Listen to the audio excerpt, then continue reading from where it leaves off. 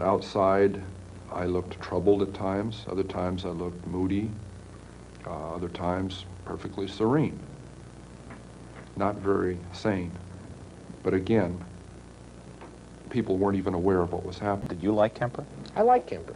He was had a great personality. He was very friendly, very outgoing, and he was a likable guy. I'm walking down a corridor and I'm going to open the door and be introduced to the supposed Green River Killer. 100 things are going through your mind and wondering, what is it going to be? Mean? Is he going to be crying? Is he going to be crazy? And I walked in and like, wow, this isn't what I expected. How are you? Pretty good. All of us kind of looked at each other and said, that's the guy that's been eluding everybody for 20 years? What was remarkable was that he was so normal. If you did not know what he had done, you would like him. The monster within him was well hidden. People want to ascribe extraordinary traits and qualities to these people. These are, for the most part, very ordinary individuals, except for the extraordinary crime that they get involved in. It was unbelievable because Ed seemed like, excuse the phrase, a gentle giant, you know, with a very nice personality and likable kind of guy, that he could be responsible for something like that. You were able to appear like an ordinary person, non-threatening to... I lived as an ordinary person most of my life, even though I was living a parallel and increasingly sick life. Ed is a bright fellow, and that was obvious when you were talking with him. He was kind of a model patient. He was not the village idiot, that's for sure. The housewives in town, they would trust him. Can you fix this? I got a door that squeaks at, or can you fix the hinge on my door? Sure, I come over. I was pretty small. Eddie Gein was always just, part of the crew. From where our farm was, he was about 2.5 miles away is all. He was a hard worker. When you paid him $1, you had $1.50 worth of work out of him. I mean, he didn't slack off. He wouldn't screw anything up. I think that everybody treated him, even though he was maybe a little, what you'd think, a little different, but Eddie was Eddie. How long have you known Mr. Gein? 7 years. 7 years. What kind of a man did you know him as? Well, a man, he's a nice man, just like anybody else.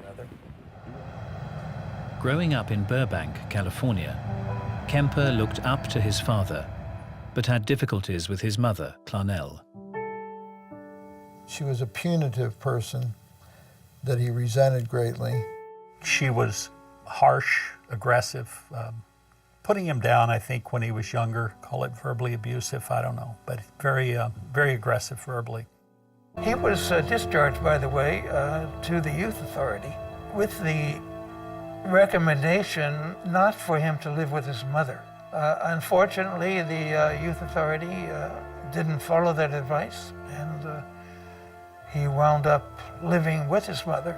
Mr. Gein had a very strange relationship with his mother. It was a love-hate relationship. The Gein household really became a sort of breeding ground for psychopathology. His mother had completely undermined his manhood in every way. I had to wear a dress, I had to wear long hair. I was treated as a girl, She wanted a daughter, or what happened? That's my opinion, I don't know. Henry had a horrible upbringing. He recognized that she was never good to him, wasn't warm, didn't take care of him, beat him, abused him, neglected him. And that, of course, is a source of his hostility toward women. What else do you remember about the way your mom treated you? Always yelling. What did I do? There's been times when I've even tried to get closer to her because maybe I needed her and I wasn't getting her. She kept picking at you, belittling you, embarrassing you. I mean, that was pretty clear from yesterday. You were involved in the campus because your mother worked there. Yes. I was also involved in killing co-eds because my mother was associated with college work, college co-eds, women, and had had a very strong and violently outspoken position on men for much of my upbringing. My mother was a sick, angry, hungry, and very sad woman. I hated her, but I wanted to love my mother.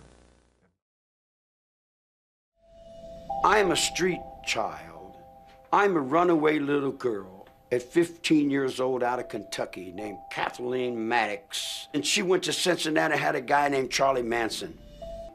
And I used to visit her in the prison visiting room.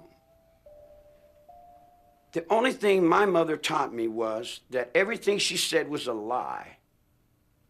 And I learned never to believe anyone about anything.